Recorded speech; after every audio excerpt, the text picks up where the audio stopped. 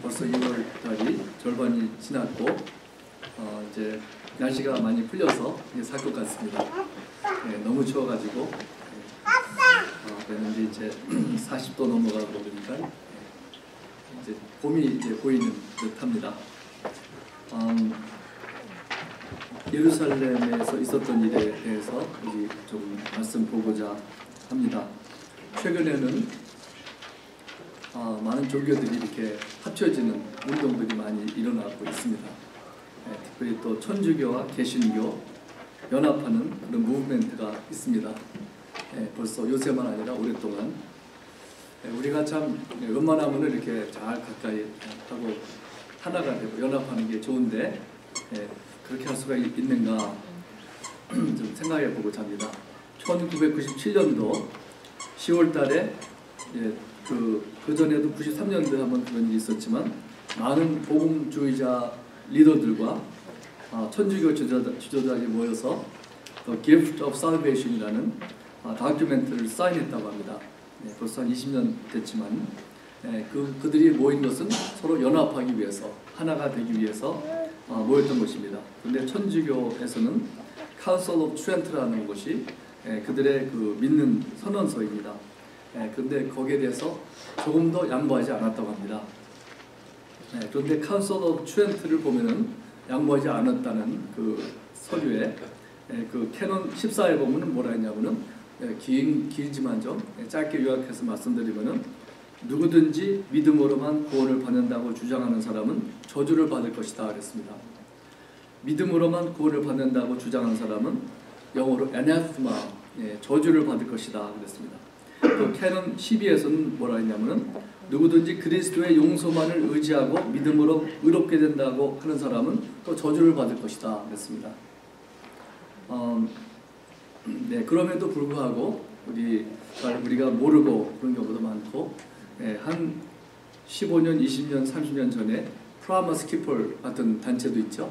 우리 옛날에 믿던 분들은 다 아시겠지만 그게 보ulder 콜로라도 우리 장원석 선생님 가신데 거기죠. 거기서 시작된 그런 이제 무브멘트인데 그 남자들이 우리가 기독교인으로서 올바로 살자, 좋은 아버지가 되고 좋은 교인이 되고 남편이 되고 그런 이제 무브멘트, 큰 무브멘트가 그때 있었는데 거기서 시작해가지고 미국 각국에 매번 모였어요. 인디애나폴리스에서도 모였는데 모이면 막 6만 명, 7만 명 이렇게 모이는 그런 모임이었습니다. 그런데 거기서도 그 개신교와 천주교와 연합해야 된다고 주장을 많이 했고 예를 들면 복음주의 리더였던 맥스 루케이로 목사님 같은 분도 뭐라 하냐면은 감리교, 장로교, 침례교 여러 가지 교단 구별 없었으면 얼마나 좋겠는가 또 하면서 프라레스텐트, 개신교와 캐톨릭도 구별이 없으면 얼마나 좋겠는가 그렇게 얘기를 했습니다. 그렇게 연합하는 것이 좋아 보일지 모르겠습니다. 천주교에서는 다른 종교들을 포용을 잘 합니다. 근데 김수환 추기경은 말하기를 그대로 코트 하는데 제가 우리 교회로서는 하나님 아니라도 불교 신자라고 해도 다른 종교에 속하니까 안 된다든지 이런 말을 하는 것도 아니고 불교를 믿든지 다른 종교를 믿든지 인간으로서 참되게 사는 사람은 하나님께서 다 구원해 주신다. 참되게 양심적으로 살면 구원을 받는다. 그렇게 말했습니다. 그러니까는 기독교가 아니라도 예수 그리스도를 통하지 않더라도 불교 신자라도 그 안 된다는 말을 하지 않는다. 그렇죠? 우리 그만 아니라 우리 또 현재 교황 프란시스코 1세도 무신론자라고 할지라도 선을 행한다면 우리가 그곳에서 바로 천국에서 함께 만나게 될 것이다. 2013년 5월 미사에서 그런 말씀을 했다고 합니다. 그렇게 말하는 사람들은 참 넓은 마음을 가지고 다 이렇게 포용하고 잘 받아들이고 아주 넓은 마음을 가진 관용할 줄 아는 사람이라고 세상에서는 말할 것입니다. 우리도 사람들이 쿨한 걸 좋아하지 좁은 마음을 가지고 좋아하지 않지요. 우리 저번 수요일날 우리 저녁에 모였는데 우리 코너스톤 그 찬양 리더가 이렇게 밤에 왔어요. 그래서 친구하고 같이 왔는데 이름이 네이센이에요. 네, 네이센인데 찬양 리더인데 옆에 있는 그 친구가 제가 이름을 몰라서 이름이 뭐냐 했더니 네이트라 그래요. 네이트. 그래서 네이센이나 똑같은 이름 아니냐 했더니 그렇다고. 그러면서 뭐라 하냐면 I'm cooler 그래요. 나는 더 쿨하다고. 그래서 그러냐고 웃었는데 사람들은 다 또 젊은 사람들 쿨한 거를 좋아하죠. 그래서 이렇게 엑스클루시브하고 타협하지 않는 것을 좋아하지 않는 세상이지만은 그러나 우리가 어떻게 해야 될 것인가? 이것은 구원론에 중요한 것 관가해야 되는 것이고, 구원론에서 하나님의 은혜로만 예수 그리스도를 믿을 때 구원을 받는다는 것은 타협할 수 있는 것이 아니라고 생각이 듭니다.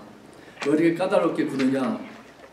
서로 예수님 같은 예수님 믿는데 좀 연합해서 좀 봐주면서 지내면 얼마나 좋겠는가 이렇게 말하겠죠. 왜 이렇게 우리는 기독교인들은 배타적이냐 묻는 사람들도 있을 것입니다. 그러나 우리 왜 그러는지 한번 생각해 보고자 합니다. 우리 또 오늘 말씀에서도 우리 첫 번째 기독교의 그 카운슬 미팅에서 어떻게 했는지 보면서 좀 볼까 합니다. 세상에서 가장 중요한 것이 뭘까요? 가장 귀중한 것이 뭘까요? 바로 구원의 진리인 복음일 것입니다. 만약 우리가 구원을 얻지 못한다면 지옥에 가게 될 거기 때문에 모든 것은 헛된 것일 것입니다. 그렇기 때문에 이 진리가 구원의 길이 변질되면은 구원의 문제가 생기기 때문에 무슨 일이 있어도 이 진리를 제대로 알고 믿는 것은 매우 중요한 것이고 절대적인 것일 것입니다. 그것을 알 때 사도 바울이 왜 그렇게 복음을 전하려고 했을 뿐만 아니라 참 이렇게 오늘 말씀에서도 보는 것처럼 참 그것을 주장했는지 고집을 했는지 알 수 있을 것입니다. 그것은 이제 많은 사람들이 멸망의 길로 가지 않게 하기 위해서 이 구원의 길이 무엇인지를 분명히 아는 것처럼 중요한 것이 세상에 없을 것입니다. 또 사도 바울도 전에는 그것을 모르고 또 오해했기 때문에 너무나 참 몰랐기 때문에 더 열정을 가지고 목숨을 걸고 복음을 전하지 않았나 생각이 듭니다. 오늘 말씀은 사도 바울과 바나바가 1차 전도 여행을 끝마친 다음에 안디옥으로 돌아와서 선교 보고를 했습니다. 안디옥은 그들을 보낸 교회죠. 사도행전 14장 27절 오늘 말씀 바로 두 줄 전에 보면은 그들에게 하나님이 함께 하신 일과 이방인들에게 믿음의 문을 여신 것을 보고하여 사람들이 기뻐하고 여러 날 그곳에 머물렀다 그랬습니다. 그런데 예루살렘에서 어떤 사람들이 와가지고 뭐라 그랬냐면은 이방인들이 회심하고 돌아올 때에 그들에게 모세의 법대로 할례를 받지 않으면 구원을 받을 수 없다고 가르쳤습니다.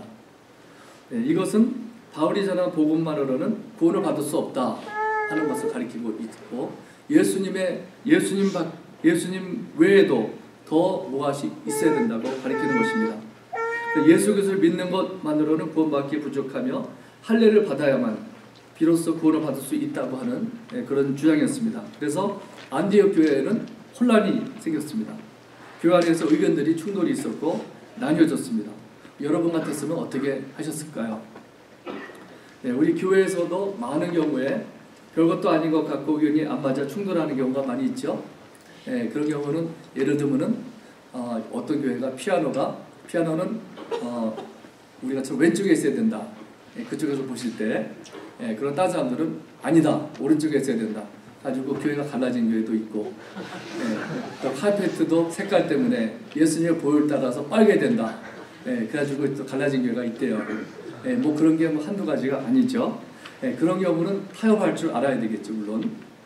그러나 또 이렇게 했죠. 할례를 받아서 나쁠 것도 없는데 건강에 뭐 나쁘지도 않은데 기독교가 또 유대 교회에서 나왔다고도 볼 수 있는데 그 정도 양보하면 얼마나 좋겠는가 이렇게 말할 수도 있을 것입니다. 그러나 여기에 이 이슈는 구원론에 대한 것이고 이렇게 해도 되고 저렇게 해도 되는 것이 아니었기 때문에 논쟁이 커졌습니다. 그래서 바울과 바나바는 다른 사람들과 같이 적지 아니한 그 다툼과 변론이 일어났다 그랬습니다. 그래서 그들이 한참 한 다음에 이거 안 되겠다. 그래서는 예루살렘으로 우리 사람을 대표자를 보내서 거기서 결정하도록 하게 하자. 그래서 바울과 바나바와 몇 사람을 보내가지고 그곳으로 보내왔습니다. 그래서 그 기독교의 본부 첫 교회인 예루살렘에 있는 교회 헤드코러로 보냈습니다. 그래서 또 바울과 바나바가 가서 그들에게 하나님께서 그들을 통해서 하신 일들을 모두 보고하였습니다. 그런데 그때 바리새파 중에 어떤 믿는 사람들이 또 그랬습니다. 이방인들에게 할례를 행하고 모세의 율법을 지키라고 명하는 것이 마땅하다 주장했습니다. 거기서는 오히려 더 할례뿐만 아니라 모세의 율법도 지켜야 된다 주장을 한 사람들이 있었죠. 초대교회 당시에는 이제 그때 그 전에는 유대인들만 복음이 전해졌고, 그러나 지금 오늘 이 말씀 15장에 있는 그때에는 그거는 지났고 이방인들에게도 복음이 전해졌습니다. 그러나 그때만 해도 예수님을 믿어서 자유함을 얻었지만 그럼에도 불구하고 모세의 법에 매여 있었습니다. 그래가지고 이방인들에게 예수를 믿어 구원받았지만 그래도 그들로 하여금 율법을 지키게 해야 된다, 그렇게 말하는 사람들이 많았습니다. 이것은 참으로 우리가 많이 다 아시는 말씀이죠. 그러나 이것이 얼마나 중요한가, 이것을 아는 것이 중요합니다. 왜 그런가 하면 이 복음이 우리가 구원의 길을 제시하는 것인데, 이것이 올바로 돼야지 이게 사람이 죽고 사는 일입니다. 영원히 죽고 사는 일이죠. 이 복음이 온 세상에 퍼져나가게 되어 있는데, 구원을 받는데 예수 그리스도의 십자가와 부활 외에 다른 것이 필요하냐 하게 되면 문제가 되기 때문이죠. 구원은 하나님의 은혜로만 이루어지는 것이라 했습니다.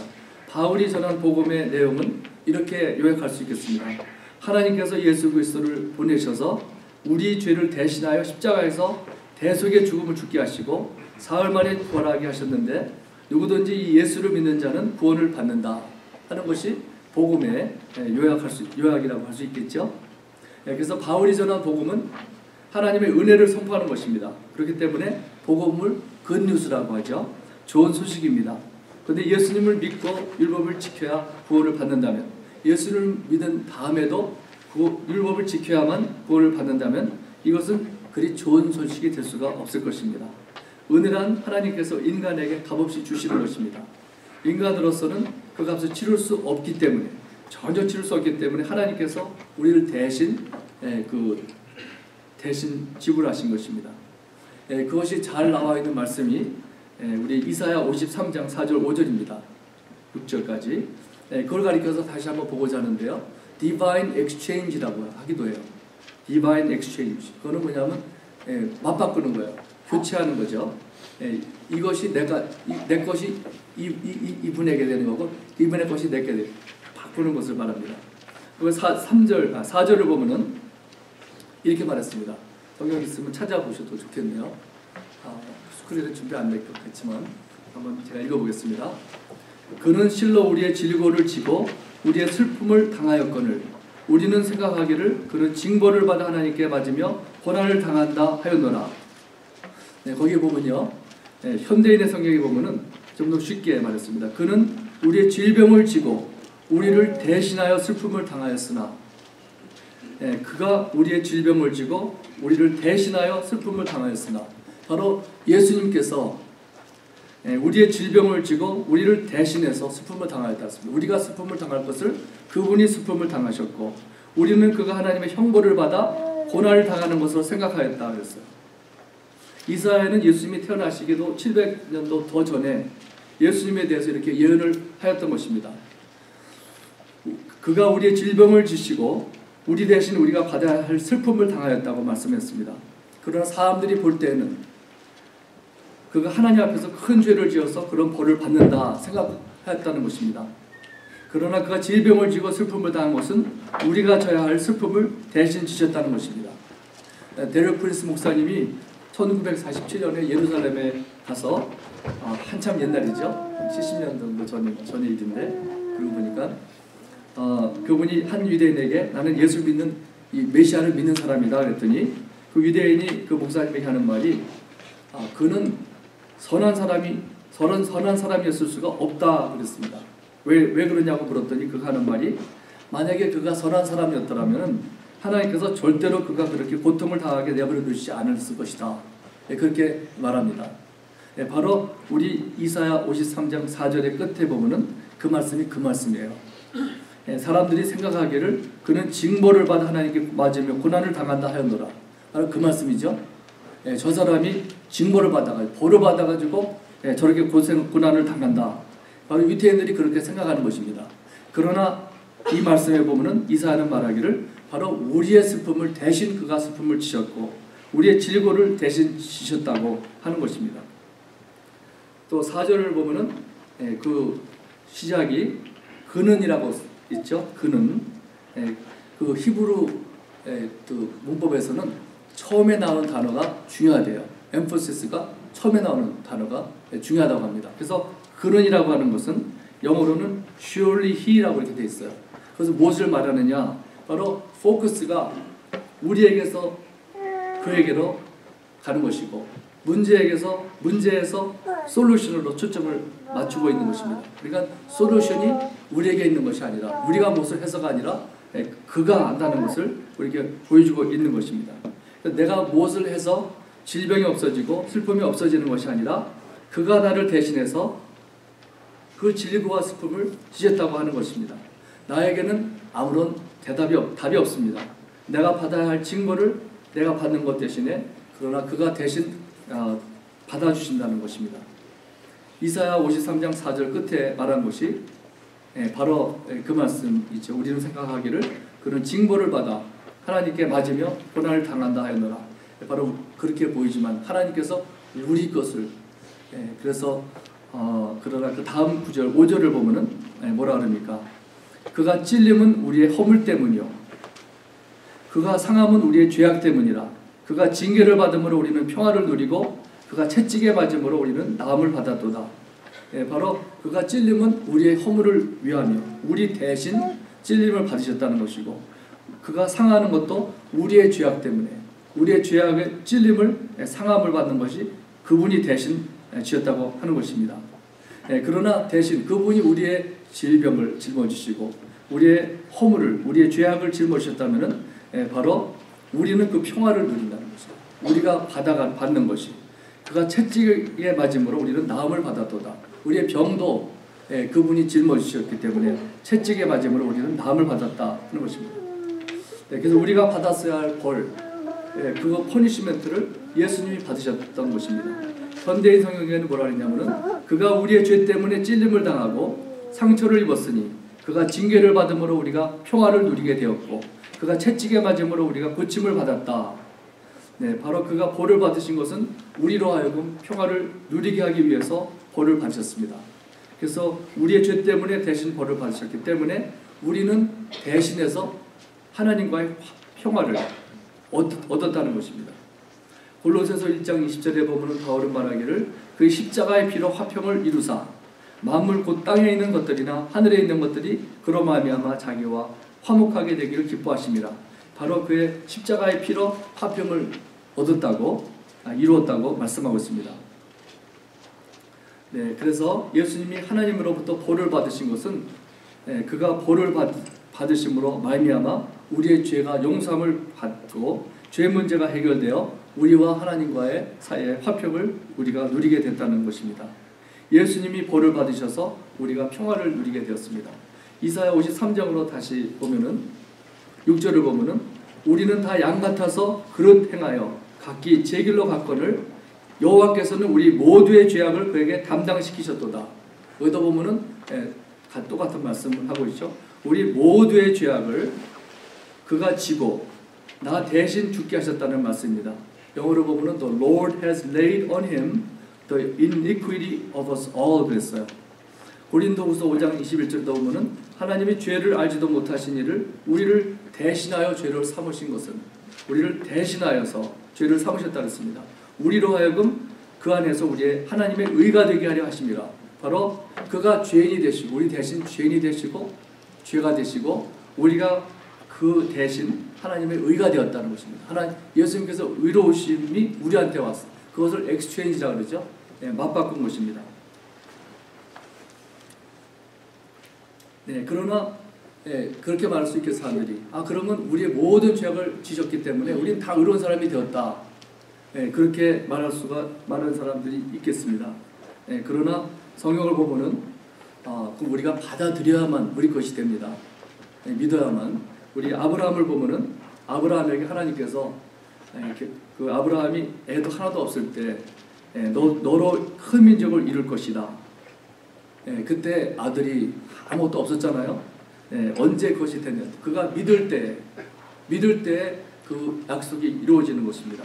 우리도 마찬가지로 예수님께서 행하신 것을 우리가 믿고 받아들이지 않으면은 우리하고는 상관이 없는 것이 됩니다.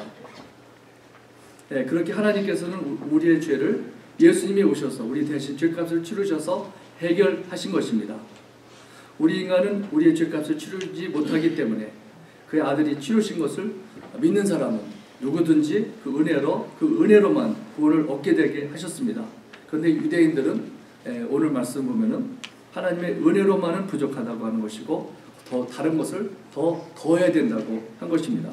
그렇기 때문에 이것은 복음을 변질시키는 것이고 이것은 우리가 용납할 수가 없는 것입니다. 그래서 바울과 바나바는 이것은 절대로 용납할 수 없는 일이었습니다.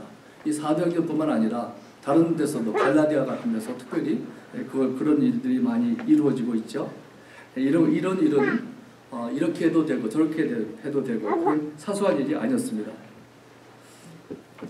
그래서 그때 초대교회에서 많은 변론이 있었습니다. 또 오늘 말씀 보면 베드로가 일어나서 말하기를 하나님께서 자기를 사용하셔서 이방인들에게 복음을 전하신 것을 얘기했습니다. 그래서 이방인들이 말씀을 받아들였을 때 그들에게 성령을 주셨고 그들이 믿음으로 마음을 깨끗이 하였다고 말씀하면서 하나님께서는 우리나 그들에게 차별하시지 않으셨다 그랬습니다.